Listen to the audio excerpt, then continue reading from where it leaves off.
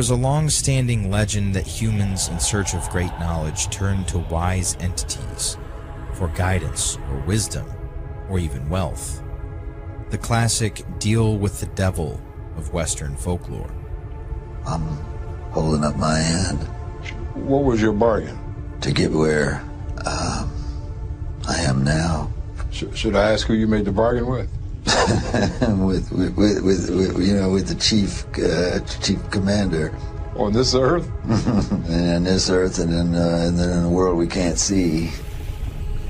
This goes back to the Garden of Eden, where the serpent promises Eve divine knowledge in exchange for her immortal soul.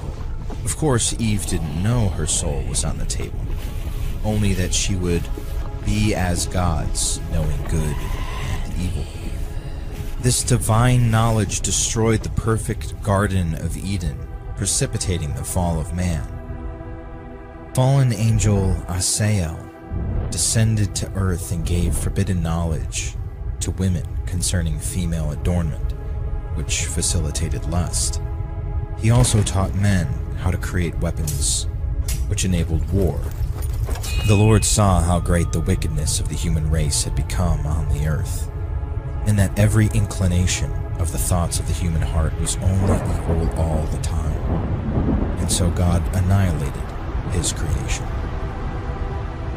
There are always two sides to the demonic pact: the initial and beneficial effect, and the payment.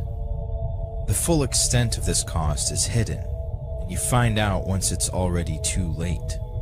In the stories, it's the soul of the fool who dared to dance with the devil. But ours is greater. This is what I refer to as the demonic intent, or the fine print, the true motivation. Giving you some small measure of material power is easy for a demon, because in the end he will get exactly what he wants. The devil is the god of this world, so he has the power to grant us material things, but only if we accept his pacts. Your soul cannot be stolen unless you give it away. Have you ever signed a terms and agreements without reading it? Then it might already be too late.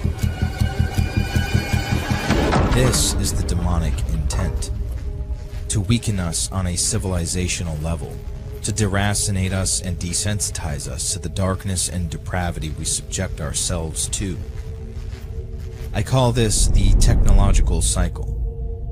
You can see its machinations coiled through the histories when they stepped in. The technological cycle is the cycle of advancement, the progression from man to machine. As we surround ourselves with profane machines, they whittle away at our divinity, making us in turn as mechanical as they are. Technology will strip us of autonomy if we let it. This is what makes it so sinister. It preys on all our biological and evolutionary weaknesses, perfectly designed to drain us of all humanity, of all divinity, until man becomes nothing more than a mindless slave. Everything comes in gradual waves. All you have to do is passively accept it. Each new advancement creeps its way into our laps, but you still have free will. I'd blame technology alone for this if there wasn't so much evidence outside of inspiration driving it forwards. Even in ancient history, mankind makes inexplicable leaps between ages, from the Stone Age to the Iron Age. Massive leaps in technological complexity. This is hinted at in the scripture when it says that an angel taught Tubal-Cain the art of metalworking. The meaning of his name is dragged or carried by the great king Baal. In the Lesser Key of Solomon, there are descriptions of demons and the things they will teach you. In there, Baal is described as a great duke of hell, a demon with legions of lesser demons that serve under him. And all demons were once angels. When God created Adam, Lucifer was furious. Refusing to bow to something he saw as inferior to himself is the reason why he was cast down from heaven. Seeing mankind broken and fallen is Satan's greatest desire, and so he will grind away at us, tempting and testing until every last soul falls into the abyss with him.